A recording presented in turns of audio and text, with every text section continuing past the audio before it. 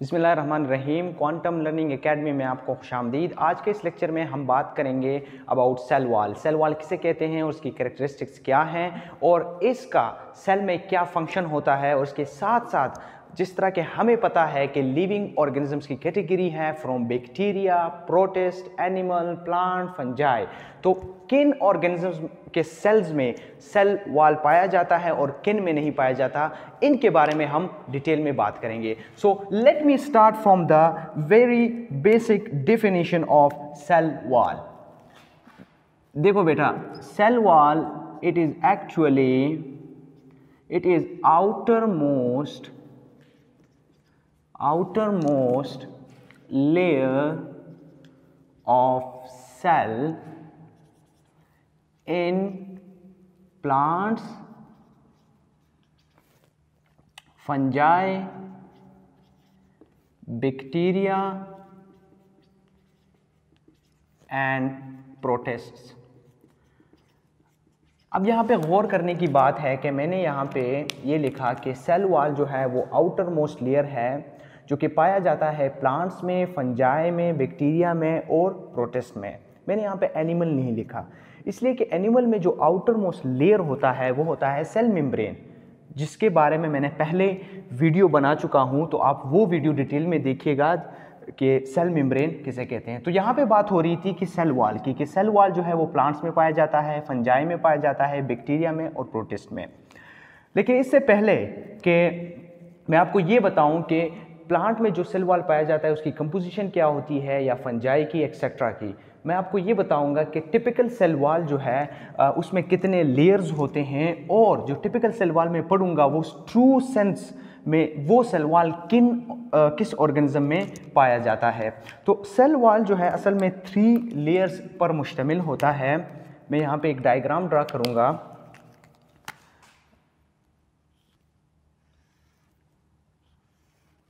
ये मेरे पास एक सेल है और ये दूसरा सेल है, ताकि मैं आपको सही तरीके से समझा सकूं कि सेल वॉल के कितने लेयर्स होते हैं।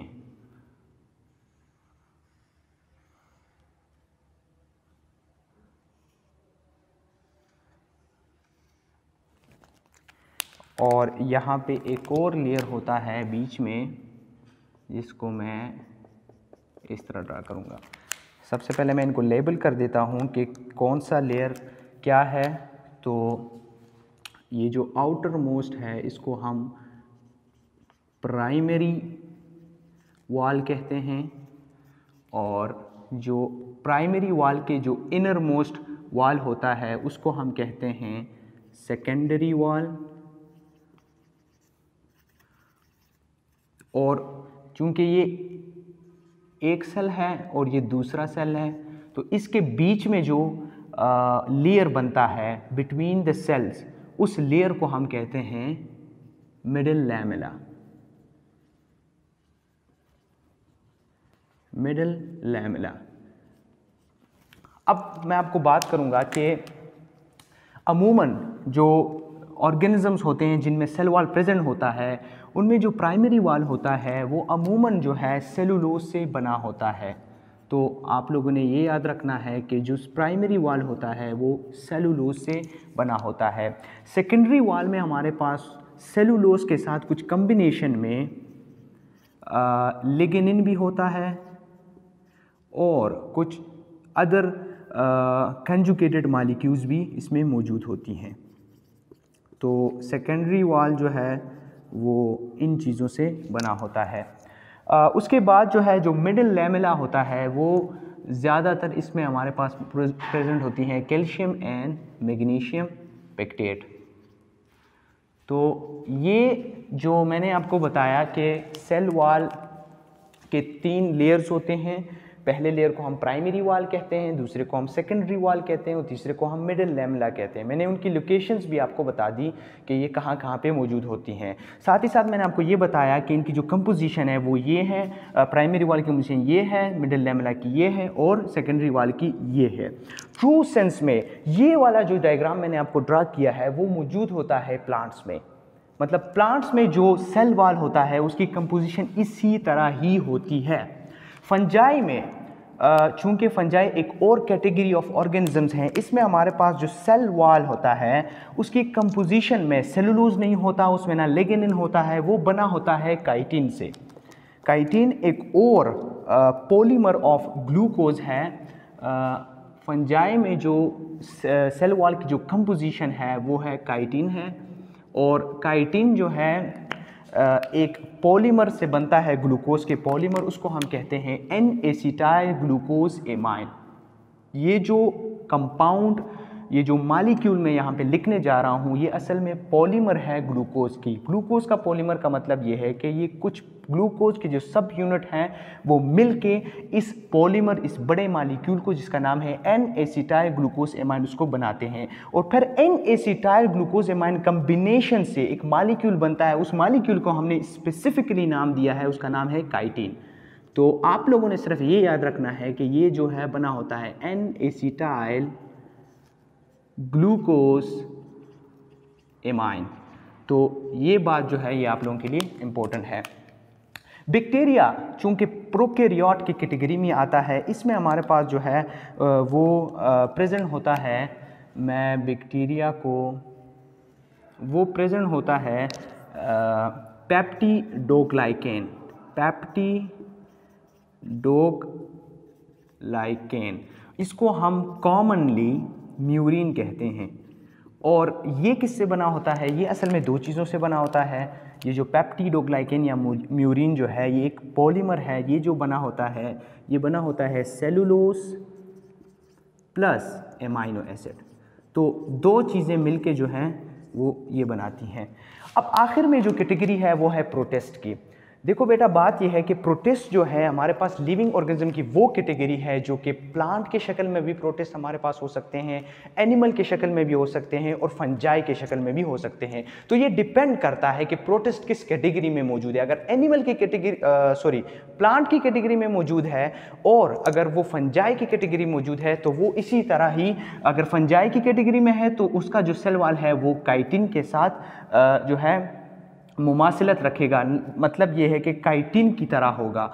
और अगर वो प्लांट की तरह है तो वो जो है उसके सेल वॉल में हमारे पास सेलुलोज की मिकदार जो है वो ज़्यादा होगी। So this is about the category of the organism and their type of cell wall and the composition of the cell wall. अब यहाँ पे एक चीज़ जो है वो रहती है कि सेल वॉल की जो है वो फंक्शन क्या है। तो 3-4 इसके फंक्शंस हैं, मैं यहाँ पे जल्दी से आपको ड्रा कर देता हूँ, लिख देता हूँ ताकि आप जो है समझ सकें कि इसके फंक्शंस क्या हैं।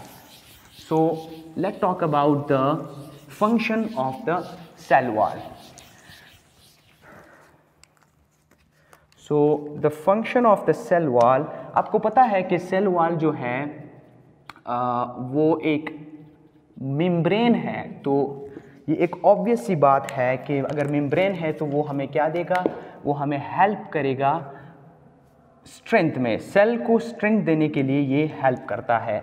चूँकि मेम्ब्रेन है और जितने भी सेल के कंटेंट हैं उसको वो इनक्लोज करता है, इसलिए ये सेल को स्ट्रेंथ प्रोवाइड करता है। दूसरी चीज़ वो ये है कि चूँकि ये एक टिपिकल सेल है, ये हमारा सेल वॉल है, इसमें हमारे पास different types of the content मौजूद हैं। तो इन कंटेंट्स को जो कि ऑर्गेनल्स के फॉर्म में होती हैं, मॉलिक्यूल्स के फॉर्म में होती हैं, उनको प्रोटेक्शन कौन देता है? उनको प्रोटेक्शन देता है सेल वॉल। और प्लांट में एक फिनोमेना होता है, उसको हम कहते हैं टर्जिडिटी या टर्जर प्रेशर। तो टर्जर प्रेशर को मेंटेन करने के लिए या उसको सस्टेन करने के लिए जो सेल वॉल है वो बहुत इम्पोर्टेंट रोल परफॉर्म करता है। सो टर्जर प्रेशर।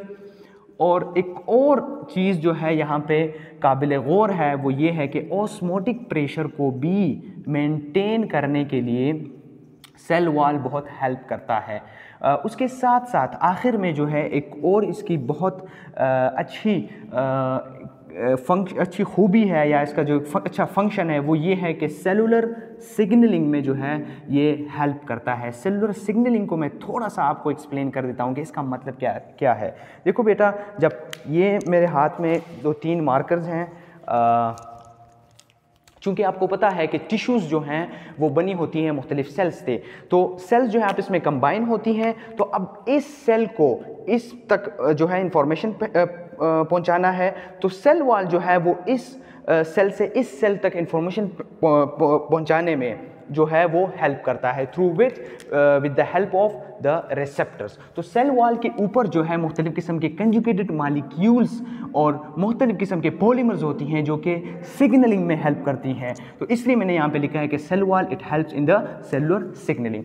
अब सवाल ये पैदा होता है कि मैंने आपको बताया कि सेल वॉल जो है वो आउटर मोस्ट लेयर है, लेकिन जो प्लांट होता है उसमें सेल वॉल भी मौजूद होता है, लेकिन इनर साइड पे जो है यहाँ पे जो है इनर साइड पे सेल मेम्ब्रेन मौजूद होता है। इसलिए मैंने आपको डेफिनेशन में लिखा था कि सेल वॉल जो है वो आउटर मोस्ट लेयर है। तो प्लांट या जितनी भी कैटेगरीज मैंने आपको बताई सेल वॉल में, उनमें जो है वो cell membrane inner to the cell wall होता है। सो that's it for today. See you in the next video. Thank you.